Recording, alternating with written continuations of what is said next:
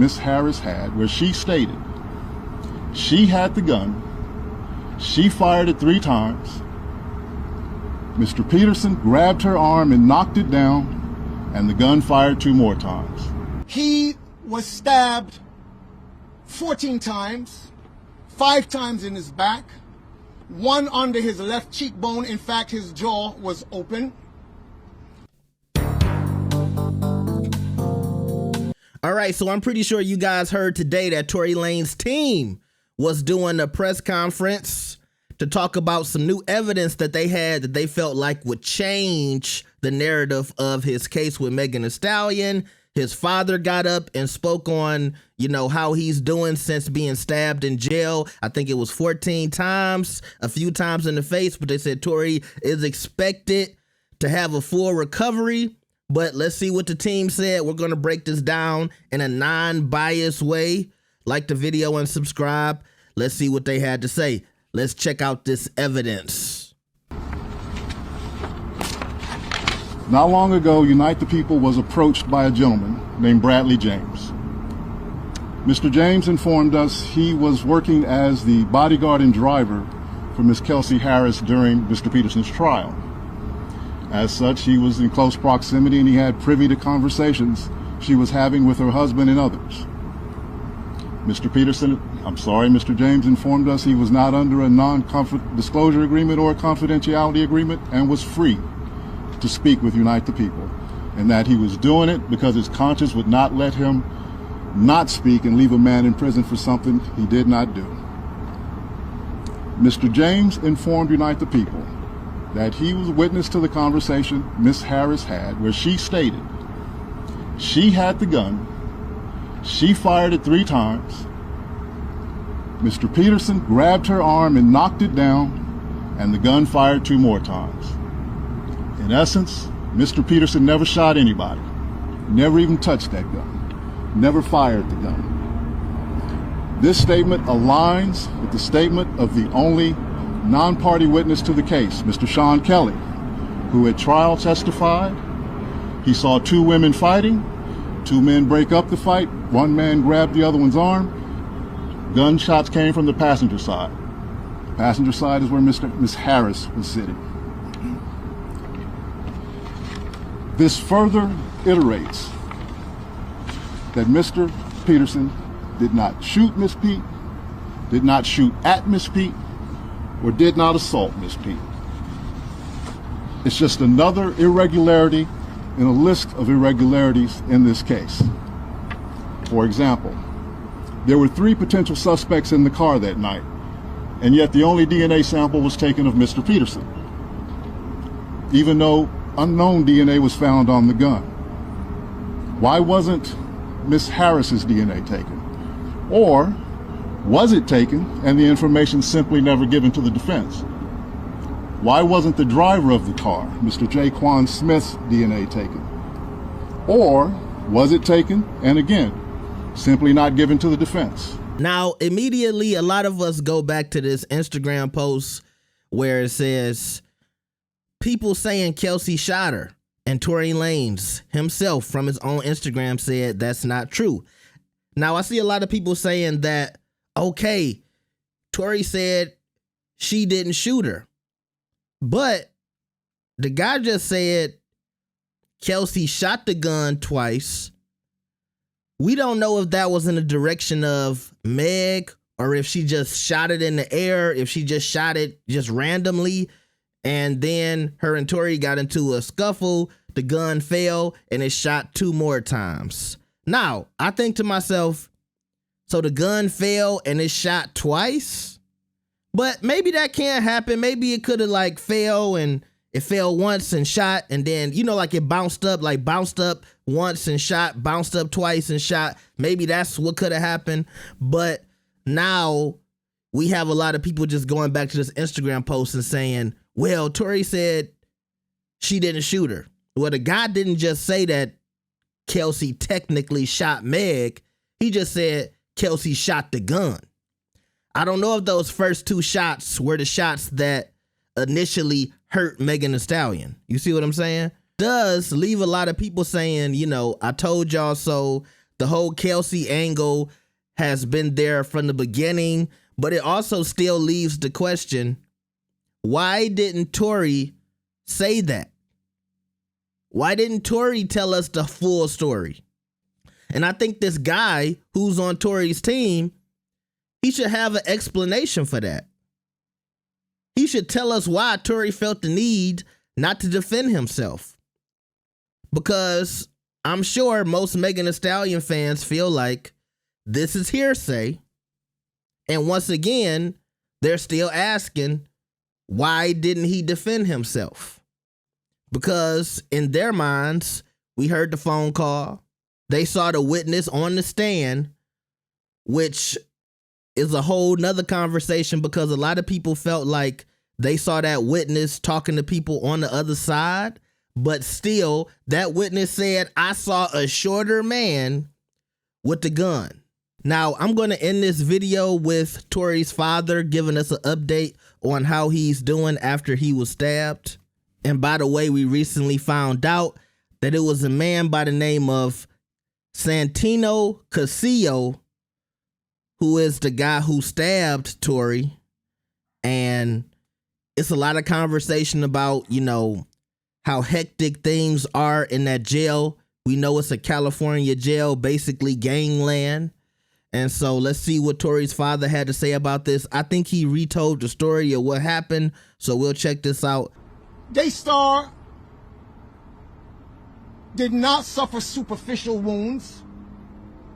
He was stabbed 14 times, 5 times in his back, 1 under his left cheekbone. In fact, his jaw was open.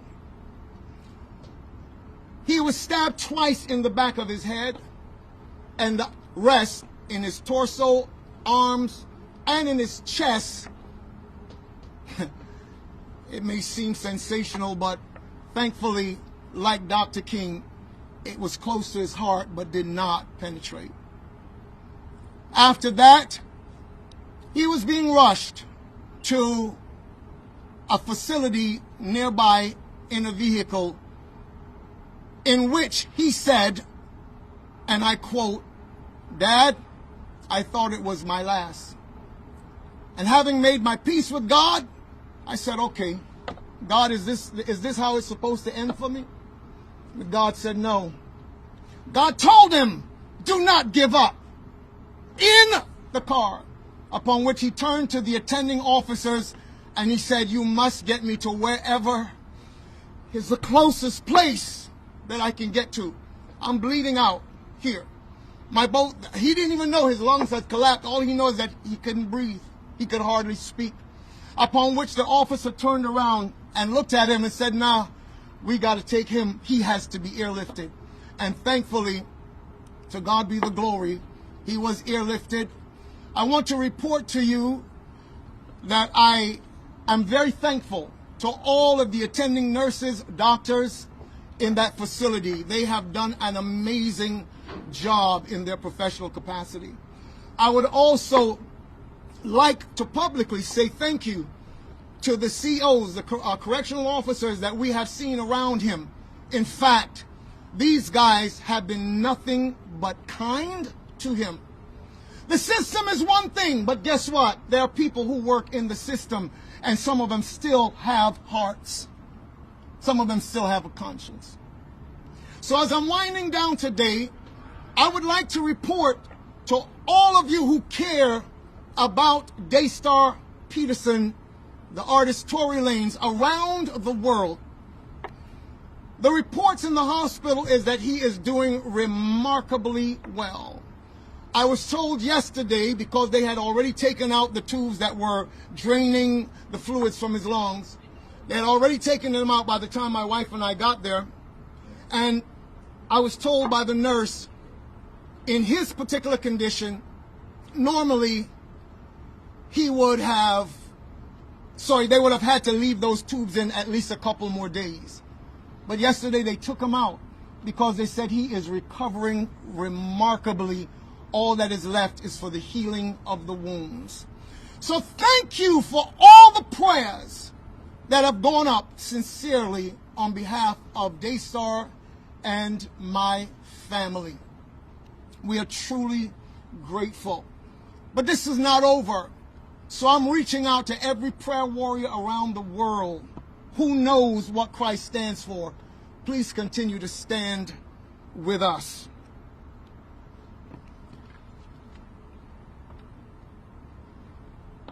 As I stated before, Daystar was not drunk on that morning. It was 6:30 in the morning.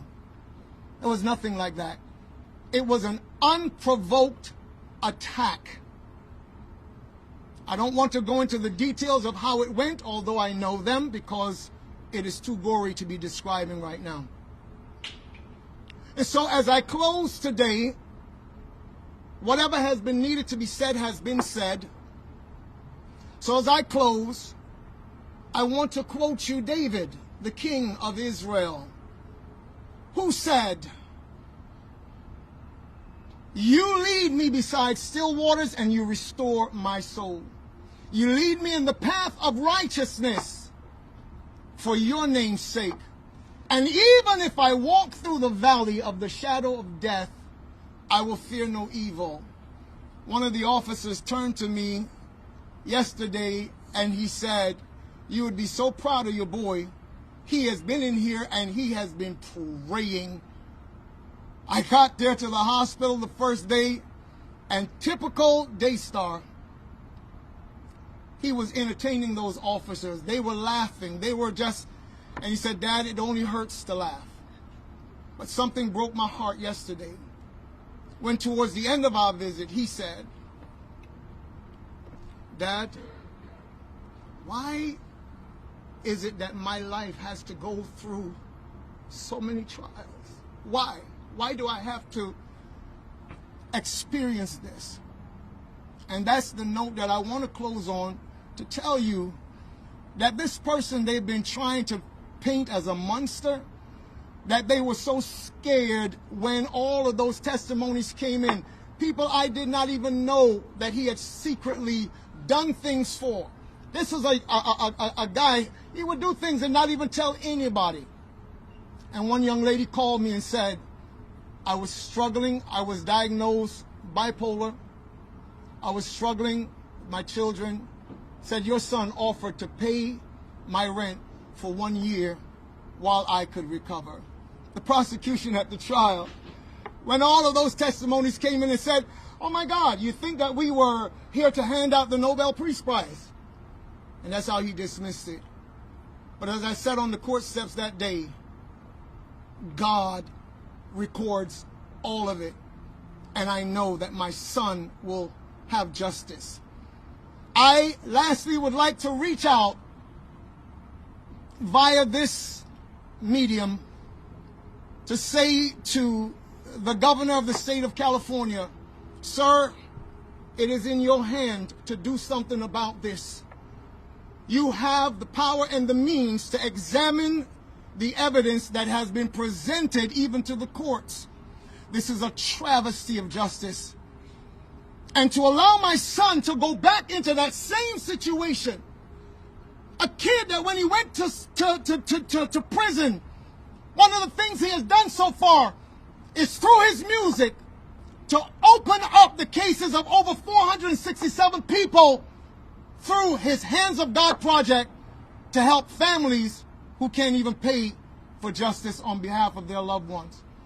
There was a post showed up on YouTube recently, a young man saying, "I'd like to thank Tory Lanez. I would like to thank Unite the People. I'd like to thank all of them for allowing me to be able to be taken off of 4 life sentences." 4. I'm sorry? Plus, like, I don't even understand that kind of math. How do you say to a human being whose lifespan is 70, 80, plus 74 years? 4 life sentences plus 74. This is who Daystar is, not what they've tried to make you think he is. He never stops seeking to help people, even from behind the prison walls. Governor Newsom, you have the power to bring my son home, and for all of the reasons that went before I even ascended this podium, Sir, you are a family man. You also have children. Please take a moment and look at your child and ask yourself what you would be doing if the evidence was so overwhelming. Would you think that this man should be free because he is innocent? I hope you do. And I hope you do what you need to do. God bless you all. Thank you so much for being patient with me.